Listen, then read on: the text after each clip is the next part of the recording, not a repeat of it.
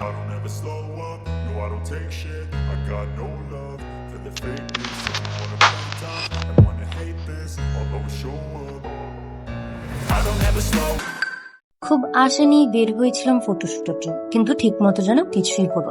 Hello everyone, প্রতি ফ্রাইডের মতো এই ফ্রাইডেতেও আমাদের প্ল্যান ছিল বের হওয়া, কিন্তু দিনটা যেন একটা কুফা ভাবেই গেল। কেন সেটা পরে বলছি। আমরা খুব সকালে উঠে যাই, যেহেতু প্ল্যান ছিল দূরে যাওয়া। ফ্রেশ হয়ে রেডি হয়ে, কিন্তু এখান থেকেই শুরু হয় যেন ঝামেলা।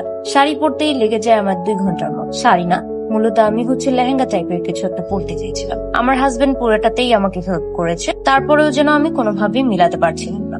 রেডি হয়ে আমরা ব্রেকফাস্ট করে নিই। ব্রেকফাস্ট করার পরই প্ল্যান চেঞ্জ হলো, কারণ লোকেশনে যেটা আমরা ডিসাইড করেছিলাম সেটা অফ থাকার 90% চান্স ছিল। যাই হোক, আমরা এখানে বিসমিল্লাহ বলে বের হলো। আমাদের সাথে ছিল আমাদের খালাতো ভাই।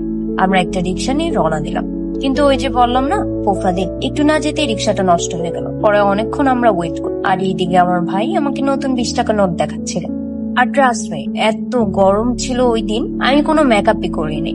তারপরও গরমের কারণে এত ঘামছিলাম যে টিস্যু ইউজ করার সাথে সাথে আমার আইলাইনারটা উঠে আসছে। পরে আমরা রিক্সাটা চেঞ্জ করে আরেকটা রিক্সা নিয়ে চলে যাই। সত্যি বলতে লাইফে এমন কিছু মানুষ থাকে না, যে কোনো সিচুয়েশনে আপনাকে সবসময় মাতিয়ে রাখবে। আমার হাজবেন্ড তার মধ্যে একজন।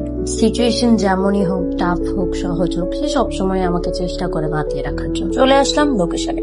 জায়গাটা মোটামুটি সুন্দরই ছিল, আমার আগে কখনো আসা হয়নি। এখানে নাকি আমার 20 টাকা টিকিট দিয়েও ঢুকতে হয়।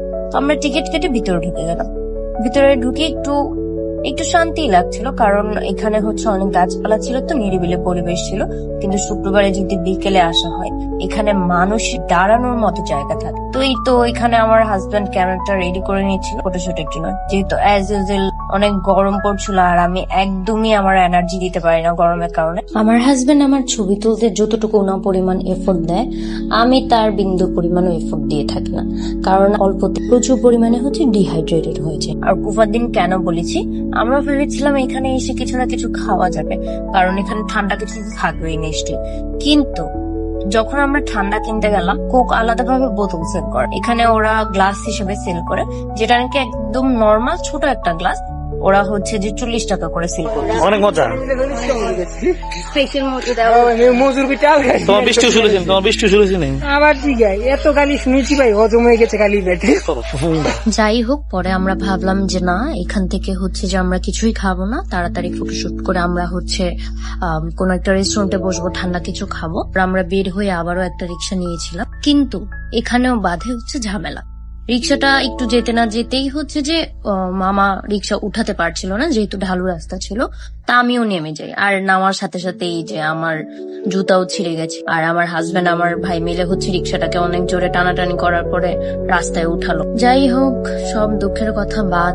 তারপর আমরা চলে আসলাম পার্ক। আবার তখন 1টাও বেজে গিয়েছে, শুক্রবার দিন যেহেতু নামাজ আছে। এই কারণে আমরা আর লেট না করে কোনো রেস্টুরেন্টে না বসে পার্কে চলে আসি। এখানে এসে ঝালমুড়ি আর ঠান্ডা পানি খেয়ে, এর মধ্যে আবার আমার হাজবেন্ড আমাকে কিছু ফটোশুট করে পরে এই তো বাসে চলে আসে। হাজবেন্ড আমাকে এখানে জিজ্ঞেস করতেছিল যে কেমন খুশি। হ্যাঁ, হাসি। এই ছিল আজকের ভিডিওতে। Thank you for watching.